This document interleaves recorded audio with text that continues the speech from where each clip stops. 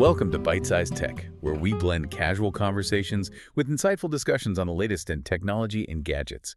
Today we've got some really wild news brewing. Think surprising corporate bids that could, reshape the internet. Plus, AI is constantly evolving in sometimes quirky role, and of course some cool new gadgets hitting the market. That's right. For this bite-sized tech session, we're diving headfirst into the bold moves happening in the AI world. We're talking massive acquisition attempts, ongoing tech rivalries, really big stuff. Then we'll shift gears a bit, check out some fresh hardware releases, and even touch on a surprisingly relevant environmental tech tip. Might make you think twice about your digital clutter. Okay, sounds good. Let's kick things off with a piece of news that genuinely made me do a double take. AI startup Perplexity.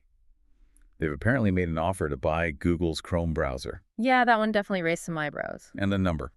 What's truly eye-opening is the sheer scale, $34.5 billion. And get this, that's nearly twice Perplexity's own valuation from just last month.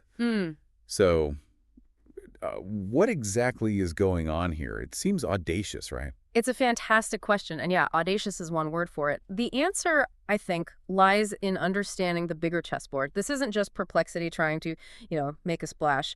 It's very likely a direct response to Google's recent legal troubles. They just lost that big antitrust suit. Oh, right, the monopoly ruling on search. Exactly, where the judge ruled they have an illegal monopoly, and one potential remedy that was floated, well, it was for Google to actually divest itself of Chrome. Divest Chrome. Wow, that'd be massive.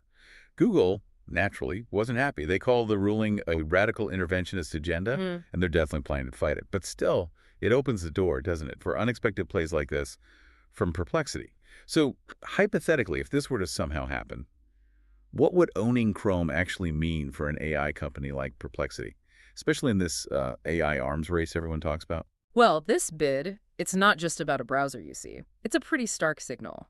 It signals that AI companies aren't content just building on top of the existing internet infrastructure anymore. No, they're vying to become the infrastructure. Okay. Perplexity's goal seems pretty clear. Gain a massive advantage by controlling the world's largest browser. This would directly help them build out their agentic search engine AI models. The kind of AI that acts like a smart assistant. Right, like their new Comet browser aims to be. Exactly, like Comet. Imagine an internet where your default browser isn't Google, but an AI-first company, prioritizing AI search from the ground up. So this move, yeah, it's audacious, but it really reveals the next battleground for AI dominance. It's not just the best model. It's the gateway. It's who controls the gateway to information itself. That's the prize. That's a really profound shift in how we think about internet control. Wow. Speaking of tech rivalries, you can't really talk AI and big tech without bringing up Elon Musk. Yep. He's currently locked in another high-profile feud, this time targeting Apple and OpenAI. Musk is accusing Apple's App Store of rigging rankings, basically, to favor OpenAI's ChatGPT over his XAI stuff, like Grok. Right. He's even threatened legal action, called it an unequivocal antitrust violation, claiming it makes it impossible for any AI company besides OpenAI to reach #1. Sounds dramatic. It absolutely does. Tech drama indeed. Apple's response, predictably, is that their App Store is, and I quote, designed to be fair and free of bias. They talk about charts, algorithms, expert curation, the standard line. Got it. But what's particularly interesting and kind of ironic is that community notes on Musk's own platform flagged his claim. No way. Yep. Pointed out that other AI apps like DeepSeek, even Perplexity itself, have topped the App Store charts before. Plus, let's not forget, Musk himself has faced allegations of, tweaking X's algorithm to boost his own posts. So maybe a bit of the pot calling the kettle black situation? You could certainly argue that, yeah. It adds a layer of complexity, doesn't it? Definitely. And it's hardly the first clash between Musk and OpenAI, is it? Oh, not at all. This is just the latest chapter in a pretty long-running saga. Remember, he was an early founder at OpenAI. It's been a history of lawsuits, even buyout offers for OpenAI that got unanimously shot down. Right. And now the rivalry is pushing into a whole new frontier, brain-computer interfaces. Sam Altman and OpenAI are backing a new startup called Merge Labs. Yeah. And they're in direct competition with Musk's Neuralink. Wow. It's fascinating because Altman actually wrote about this vision of the merge humans and machines way back in 2017. So this isn't just about app stores anymore. Not even close. The implications here go way beyond app rankings. It's fundamental visions for the future clashing. Wild stuff. Almost sci-fi territory. Okay, let's shift from these corporate battles to something equally fascinating, maybe more frustrating Mhm. sometimes. The peculiar personalities of AI chatbots and their apparent self-awareness. Ah, yes, the ghost in the machine or lack thereof. Exactly. We saw this recently with xAI's Grok chatbot. When it got suspended from X, it started giving multiple, totally conflicting reasons I why. remember reading about that. What were some of them? Oh, everything. Hate speech, platform errors, anti-Semitic outputs, even identifying adult content, just all over the place. What was going on Well, there? this really brings up a crucial question, doesn't it? Yeah. Can a chatbot actually know anything about itself or its own internal states? Hmm. Ultimately, Musk himself had to step in and just say, look, it was just a dumb error, Okay. and explicitly stated Grok doesn't actually know why it was suspended. Yeah. This really highlights the core issue. These large language models, LLMs, they're fundamentally probabilistic models, Leaning. meaning they predict the next most likely word based on patterns in the mountains of data they were trained on. They don't understand like humans do. There's no consistent internal logic in that sense. So they just generate plausible sounding text. Exactly. They often generate what sounds plausible or what they've learned to associate with your question, which can sometimes just be what you want to hear or what fits a pattern, even if it's contradictory. So the big takeaway is be cautious. Yeah. Don't take a bot's word as gospel, especially about itself. But if they're so good at sounding convincing, is it really fair to expect the average person to always tell the difference? And what responsibility do the creators have to make that probabilistic nature clearer, not just in some blog post nobody reads? That's a really crucial point. It's incredibly difficult, maybe impossible, to get accurate info about a chatbot's design or its reasoning from the bot itself. Transparency, the real truth, has to come from the creators. They need to be clear about the data, the engineering, the limitations. Manage expectations. Precisely. Manage expectations and provide that clarity. Users need to be wary of taking any bot's word on its own operations, even if it sounds really sincere. Right. Okay, let's switch gears again and explore AI in the creative industries. Yeah. Specifically, looking at it through the lens of filmmaker James Cameron. Ah, Cameron. Always interesting perspectives there. Yeah, he believes artists need to master generative AI, use it as a tool, harness its potential rather than, fearing replacement. He calls it a Wild West, where artists themselves need to set the rules. I find that pretty refreshing compared to all the doom and gloom. It is refreshing, and what's compelling is how pragmatic his view is. He suggests AI could drastically cut costs for effects-heavy films, maybe even double artist speed without layoffs. Doubling speed without layoffs. That's the key part. Exactly. His vision isn't replacement, it's augmentation, enabling artists to do more, faster, freeing them up for other creative work. It's a tool, like a camera or editing software, just a very powerful new one, extending capabilities. Makes sense. And as a sort of case study in AI storytelling that follows that idea, let's talk about Hidden Door. Right. It's an AI storytelling game, right? Early access currently. Yeah, Hidden Door. It's an interesting one. How does it work? I'm picturing like a supercharged choose-your-own-adventure. That's a pretty good way to put it. Hidden Door lets users co-write stories in familiar worlds. Think Pride and Prejudice, but with vampires. Or The Wizard of Oz. Okay, fun mashups. Right. But the key difference from just using a general chatbot, where you could maybe just type, I win the game, Yeah. is that Hidden Door uses in-universe limits. It tries to keep you within the rules of that world. Ah, constraints. Exactly. Constraints that prevent you from breaking the narrative or getting an instant win without any challenge. That's a huge plus for actual storytelling.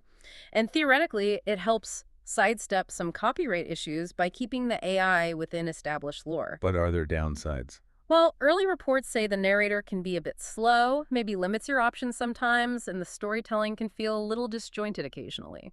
But it's definitely an intriguing step towards structured AI creativity, where the human player still has a meaningful role. Fascinating. Really brings a new angle to interactive entertainment.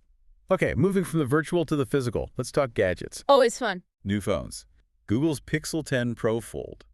They just dropped a teaser video, giving us an official first look. Yes, and the teaser pretty much confirms it'll look a lot like the Pixel 9 Pro Fold, which, was expected. The interesting rumors are about the specs. Talk of an IP68 rating. Ooh, proper dust and water resistance. Yeah. That's big for a foldable. They've always felt a bit delicate. Exactly. It would be a significant durability upgrade. Leaks also show potential green and gold colors, which sound pretty nice. Nice. Any word on release? No firm date beyond the August 20th event where they'll likely show more, but the actual launch is probably sometime in October. Gotcha. Keep an eye on that one. And staying with foldables, Samsung's got a new, more affordable option too, right? The Galaxy Z Flip 7 FE. That's right, the FE or Fan Edition. Feels like foldables might finally be hitting more mainstream prices. It really does seem that way. This is Samsung's play for the, let's say, budget-conscious foldable buyer. It's their cheapest foldable yet, starting at $899. They're clearly aiming to compete with regular flagships like the Galaxy S25 or maybe the iPhone 16. $899 is definitely more accessible. Yeah. But there have to be trade-offs, right? Oh, absolutely. To hit that price, they're using an older chip, the Exynos 2400. That's the chip from last year's flagships. Ah, okay. So performance and maybe battery life won't be quite top tier compared to the main Z Flip 7. Exactly. And the cover display is older tech, too smaller, 3.4 inches, only 60 hertz refresh rate. And the bezels around the main screen are a bit thicker. So clear compromises for that price. Yeah. I remember when foldables felt like pure sci-fi, totally out of reach. Now we're talking budget versions. Crazy how fast things move. Isn't it just? So with those trade-offs, what's the upside? Where's the silver lining for someone considering the FE? Well, the silver lining is actually pretty significant for a lot of users. The cameras, they're apparently on par with the more expensive Z Flip 7. Oh, really? That's good. Yeah, that's a big win. And importantly, it gets the same software support, 7 years of Android updates and security patches, just like Samsung's top-tier phones. 7 years. That's excellent longevity. It is. So you get a solid foldable experience, great cameras, long-term support, even if you sacrifice a bit of raw speed. Makes sense. Now, here's something that surprised me a bit. Despite all the amazing phones and tablets, laptops are still incredibly popular. Oh, yeah. Yeah, a CNET survey found 83% of U.S. adults still own a laptop, which makes you wonder, why the enduring appeal? Some might call them old tech by now. It's a great observation, Yeah. and the survey data kind of explains it. Laptops are still the primary tool for work and school tasks. Creating documents, that's 52% of use. Creative work, 33%. Right, productivity. Exactly. Tablets, on the other hand, are mostly seen as entertainment devices. Not true laptop replacements unless you shell out for something high-end like a Microsoft Surface Pro, which kind of blurs the line anyway. And what makes people upgrade their laptops? Is it the fancy new AI features? Surprisingly, no. According to the survey, speed at 45% and better battery life, 44%, are the top reasons by far. AI capabilities, only 10%. Aesthetics, even lower, just 7%. Utility still rules. Interesting. But I feel like there's an exception to that aesthetics point, thinking about younger users. You nailed it. Gen Z does prioritize aesthetics more than other groups. Screen quality, sleek design, that stuff matters more to them, which also highlights that classic trade-off in laptops, right? More power often means less battery life. The eternal struggle. Yeah. If you're looking for that balance, MacBooks with the M4 chips or Windows laptops running those new Snapdragon X series processors, they're generally offering better battery performance right now. And a good rule of thumb from the experts in our sources, aim for at least 16 GB of RAM for smooth multitasking, whatever you choose. Solid advice. 16 gigs minimum. Oh. Okay, finally, let's touch on something completely different but really innovative. Virtual reality for pain management. This isn't just a gaming anymore, huh? No, not at all. This is a really fascinating area where tech is making a difference. A new study, this one from the University of Exeter, found that using VR headsets, specifically exploring calming nature scenes, significantly reduced pain sensitivity in healthy volunteers. Reduced pain sensitivity just from VR nature scenes. How does that work? The mechanism seems tied to the feeling of presence in VR. You know, that immersive sense of actually being there. The stronger that feeling, the greater the pain relief. It seems to activate the brain's own natural pain relief systems. Yeah. And the effects lasted for at least 5 minutes after the VR session, which is a promising start for a non-drug intervention. So VR could genuinely be a tool for managing pain. Maybe especially helpful for people who can't easily get out into actual nature. That's pretty powerful. Exactly. It's obviously not a replacement for proper medical treatments, but it could be a really valuable complementary tool. Think chronic pain management, anxiety reduction. Lots of potential there. Very cool. Okay, let's wrap things up with a topic that, frankly, affects all of us. Data privacy. And there's a surprising environmental link here, too. Right, the privacy angle first. That People Finder site, National Public Data. It's apparently back under new ownership. But those sites, what are they offering? The usual unsettling stuff. Personal info like addresses, phone numbers, birth dates, even criminal records. Supposedly collected from publicly available sources and offered up for free. Free access to all that. Yeah. That's deeply concerning. How easy is it for our info to just be out there? It's incredibly concerning. And while there is usually an opt-out process, like a form you can fill out. Which most people probably don't know exists. Exactly. Most users are likely unaware their data is even being scraped and aggregated like this. And this sort of brings us, maybe unexpectedly, to that environmental connection. Okay, I'm ready. How does data privacy link to the environment? Well, it was triggered by some slightly quirky advice from the UK government during a major drought. They actually suggested people delete old emails and photos to save water. Wait, what? Delete emails. Saves water. How? Oh. Are server farms irrigated? I'm genuinely confused. Not quite irrigated, but you're closer than you think, metaphorically speaking. It connects to the hidden physical footprint of our digital lives, those massive data centers, the ones storing our emails, photos, streaming videos, training AI models. Yeah. They are enormous consumers of water. We're talking tens of millions of liters every year, primarily for cooling all those hot-running servers. The cooling. Okay, that makes more sense. Yeah. Plus, generating the vast amounts of electricity needed to power these centers often requires water too, especially if it's from thermal power plants. So yeah, your digital clutter, your endless stream of data, it has a very real physical footprint. Water, energy, carbon. Wow. I never really thought about the water usage aspect. Most people don't. Tech companies are working on it, though. Microsoft, for instance, is experimenting with new cooling methods, submerging servers in special liquid baths, even building data centers underwater. Underwater data centers. Seriously. Seriously. Project Natick. And they're shifting towards renewable energy sources, too, all to try and reduce this massive water and energy consumption. It's a reminder that even our invisible data has a very tangible impact on the planet.